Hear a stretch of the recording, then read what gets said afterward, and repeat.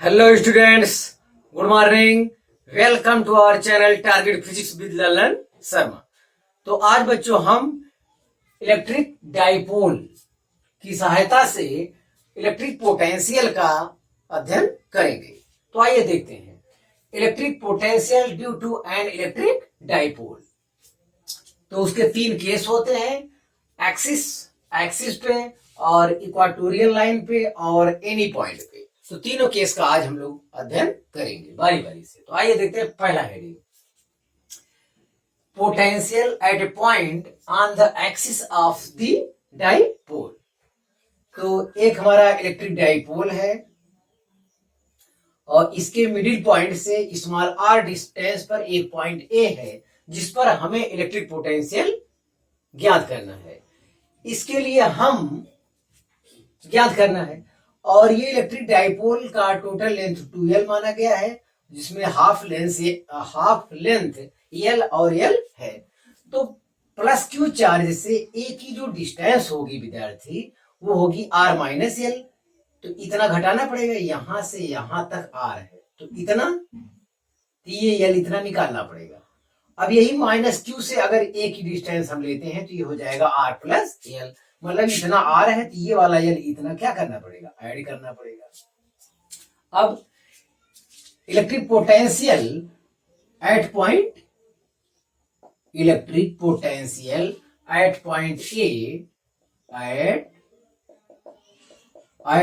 A due to plus Q charge, तो ये V1 equal to हो जाएगा K Q upon R. Plus Q charge के लिए आर का मान कितना है, आर माइनस एल है। यहाँ पोटेंशियल में इसकी सब कुछ आसान है क्योंकि इसमें डायरेक्शन वगैरह बताना नहीं होता है, ये स्केलर क्वांटिटी है। हाँ, तो एक इक्वेशन ये होगा और फिर electric potential at point A due to minus Q charge के कारण ए पर पोटेंशियल चाहिए, तो अब की बार डिस्टेंस हो जाएगा r प्लस एल। तो V2 इक्वल टू हो जाएगा के माइनस क्यू अपान r प्लस एल। इतना हो गया। पोटेंशियल स्केलर क्वांटिटी है, वो विद साइन रखा जाता है वैल्यू चार्ज। हाँ, के स्थान पे बोर्ड वाले लड़के 1/4πε0 लिखें, कोई दिक्कत नहीं है। तो net potential at point A या resultant potential at point A is, तो V इक्वल टू हो जाएगा V1 प्लस V2। तो कह रहा हूं कि इलेक्ट्रिक पोटेंशियल स्केलर क्वांटिटी है, ये जो है अलजेब्रिक सम करके ऐड किया जाता है, अलजेब्रिक सम किया जाता है इसका। तो आप ये लिखें तो हो जाएगा K Q upon R minus L minus K Q upon R plus L. तो के क्यू यहां हम लोग कॉमन ले लेंगे, ये आएगा 1/r minus L minus 1/r plus L, ये हो जाएगा। तो यहां एलसीएम लेंगे r minus L r plus L का, और के क्यू आपका कॉमन है, यहां r प्लस एल जाएगा, r plus L minus r minus L, ये हो जाएगा माइनस r प्लस एल हो जाएगा।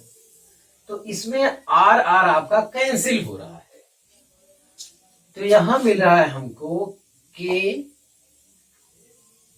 Q into L plus L 2l अपान r square minus L square, और Q इंटू 2l के स्थान पे हम लोग लिख सकते हैं क्या, P लिख सकते हैं। तो K P अपान r square minus L square, या K के स्थान पे 1/4πε0 भी लिख दीजिए, तो V इक्वल टू आया। तो ये फार्मूला तब सत्य है जब 2l का मान r की तुलना में बहुत कम ना हो, 2l का मान r की तुलना में बहुत कम न हो, तो ऐसी दशा में ये फार्मूला भी सत्य है। लेकिन if r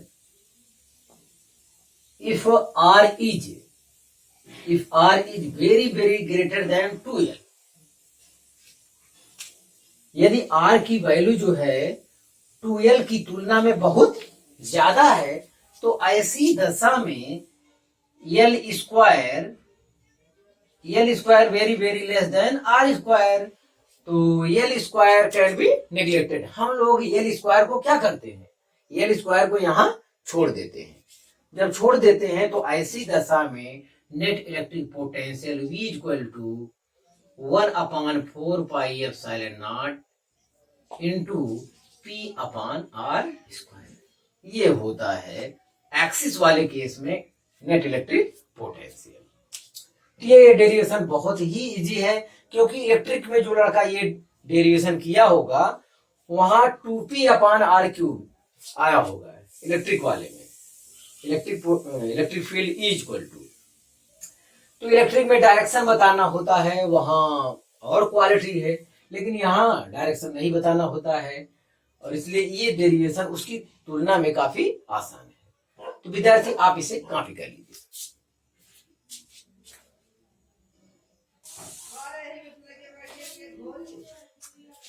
हाँ विद्यार्थी, अगला देखें, potential at A point on the equatorial line of the dipole. तो इलेक्ट्रिक डाइपोल है इक्वाटोरियल लाइन पर, परपेंडिकुलर बाइसेक्टर लाइन पर, या कुछ भी कहा जाए, या हिंदी में से निरक्षीय स्थिति कहते हैं, इस पर इलेक्ट्रिक पोटेंशियल आपको ज्ञात करना है, कहीं भी ज्ञात करना है। तो मान लेते हैं इलेक्ट्रिक डाइपोल है और इसके मिडिल पॉइंट O से स्मॉल r डिस्टेंस पर एक पॉइंट A है, जिस पर हमें इलेक्ट्रिक पोटेंशियल ज्ञात करना है। इसके लिए हम एक बार प्लस क्यू चार्ज के कारण लेते हैं, एक बार माइनस क्यू चार्ज का। तो ये स्मॉल r डिस्टेंस है, ये l है, तो ये डायगोनल वाला हो जाएगा under root r square plus l square. तो सेम केस उधर भी हो जाएगा, under root r square plus l square. हाँ, तो ये हो जाएगा। तो प्लस क्यू चार्ज के कारण, प्लस क्यू के कारण ए पर potential, electric potential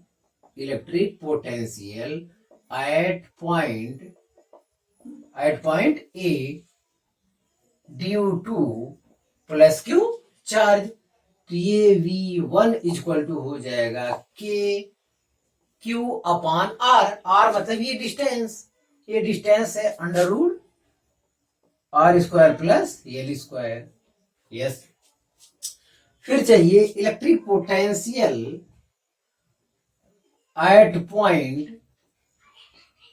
point A due to minus Q charge. Minus Q charge के कारण चाहिए, तो V2 इक्वल टू आएगा k minus Q upon under root r square plus l square. ये दो हो गए। फिर है resultant electric potential at point A, resultant electric potential at point A, resultant electric potential at point A is, तो ऐसे case में V equal to हो जाएगा V1 प्लस V2। V1 की ये वैल्यू है, V1 की वैल्यू ये आपको लिखना चाहिए, K Q upon under root r square plus l square minus K Q upon under root r square plus l square. तो ये दोनों वैल्यू सेम है, ये दोनों वैल्यू सेम है, तो क्या आएगा, 0 हो जाएगा। तो आज से आपको ये ख्याल करना है कि इक्वाटोरियल लाइन पर इलेक्ट्रिक पोटेंशियल का मान 0 होता है। इलेक्ट्रिक पोटेंशियल का मान अगर इस लाइन पर 0 होता है तो कोई charge, no work is done in moving charge. तो अगर इक्वाटोरियल लाइन पर, बाइसेक्टर लाइन पर कोई चार्ज को हम गति कराते हैं, कोई चार्ज मूव करता है, तो उसके द्वारा किया गया कार्य क्या होगा, 0 होगा, कोई कार्य वहां पे नहीं होगा, क्योंकि पोटेंशियल क्या है, 0 है। बिना पोटेंशियल डिफरेंस के वर्क नहीं हो सकता, तो वहां कोई पोटेंशियल ही नहीं है। तो आपको ध्यान देना है इक्वाटोरियल लाइन पे कहीं भी सीध पे ऊपर नीचे कहीं भी हर जगह इलेक्ट्रिक पोटेंशियल का मान क्या आएगा, 0 आएगा। तो आप इसे कॉपी करिए।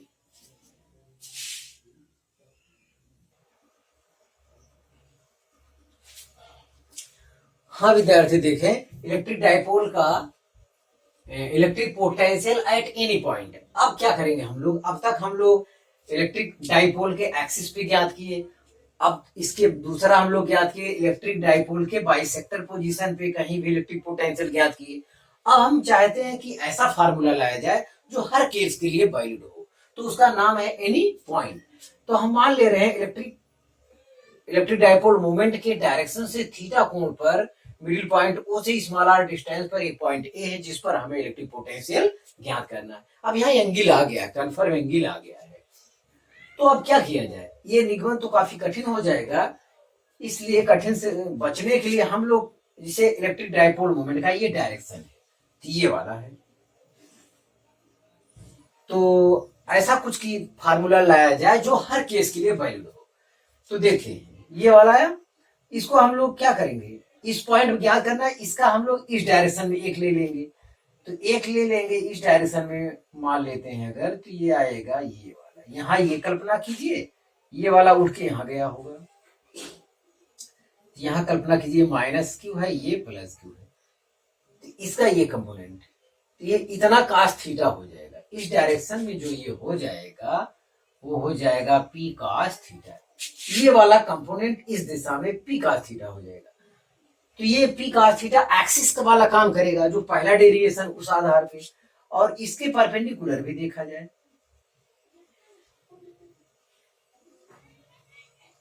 यस इसके परपेंडिकुलर का केस यहां देखा जाए, तो ये यहां गया और फिर ये यहां आया, तो यहां ये माइनस क्यू हो जाएगा, यहाँ ये प्लस क्यू हो जाएगा। ये भी सावधानी आपको बरतनी चाहिए, ये वाला कंपोनेंट यहाँ गया, ये इतना कास थीटा होगा, अब यही वाला इस टाइप से हो रहा है, ये माइनस क्यू यहाँ प्लस क्यू यहाँ, तो चलिए क्लियर हो गया। अब यहाँ घेरना जरूरी नहीं है, तो भाई मेन तो आपका यही है, मेन आपका यही है, पहले से फिगर कंप्लीट इसलिए नहीं किया कि ये समझ में तब नहीं आता, इसलिए थोड़ा सा बनाया था ताकि आपको फिर पूरी बात बता सके। अब इसमें दो कंडीशन हो गया, दोनों आप अप्लाई कर दीजिए, आपका प्रॉब्लम आसानी से सॉल्व हो जाएगा। तो ये वाला केस एक्सिस वाला है, तो एक्सिस का मैं डेरिवेशन कर चुका हूं, डायरेक्ट वही फार्मूला रख दूंगा, ये इस कंपोनेंट पी कास थीटा, और इसका कंपोनेंट क्या हो जाएगा, इसका कंपोनेंट हो जाएगा पी साइन थीटा, इसके वाले का जो हो जाएगा वो हो जाएगा component P sine theta. Electric dipole moment इस दिशा में इस कंपोनेंट का ये हॉरिजॉन्टल होगा वो पी का थीटा, और इसका ये वाला कंपोनेंट पी वाले के लिए क्या होगा, परपेंडिकुलर होगा, तो ये आएगा पी साइन थीटा। तो electric potential at point A due to component P cos theta, yes electric potential at point ए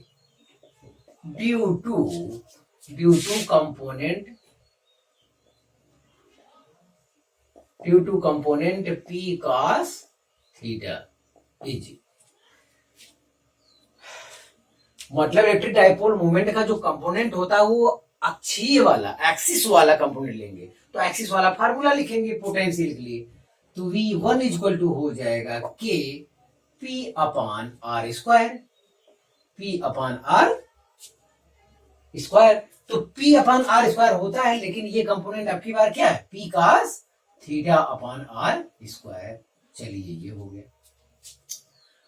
फिर अब की बार ये perpendicular component of P sine theta, perpendicular component, yes electric potential at point A due to perpendicular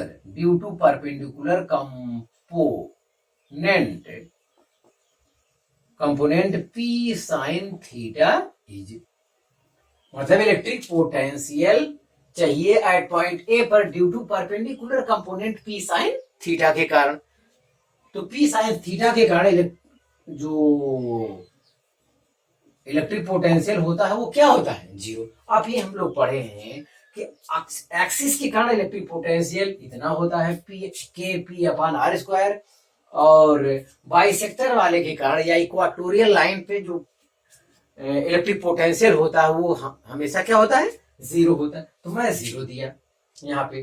तो resultant electric potential at point ए, क्या कहेंगे, resultant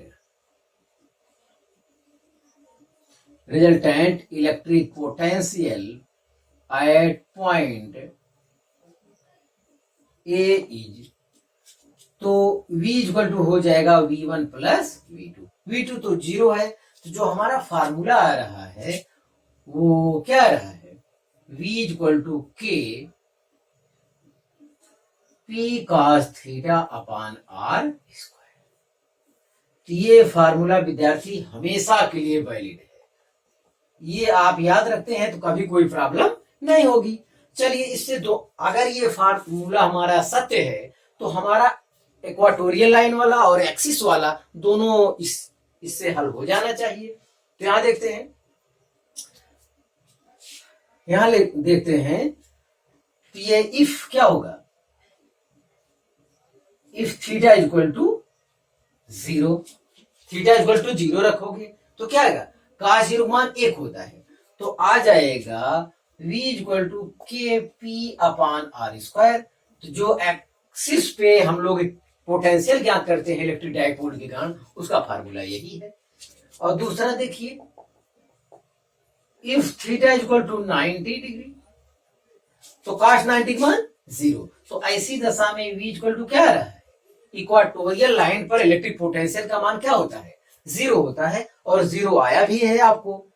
तो इसका मतलब ये फार्मूला एनी पॉइंट के लिए क्या है, सही है। हाँ, एक चीज और विद्यार्थी, इसको वेक्टर फॉर्म में लिखा जाता है। वेक्टर फॉर्म में इसे लिख सकते हैं, इन वेक्टर फॉर्म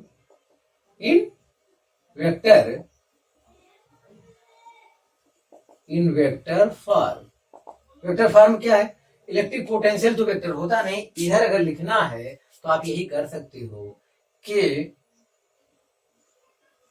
इसे लिख सकते हैं vector P dot vector R upon RQ।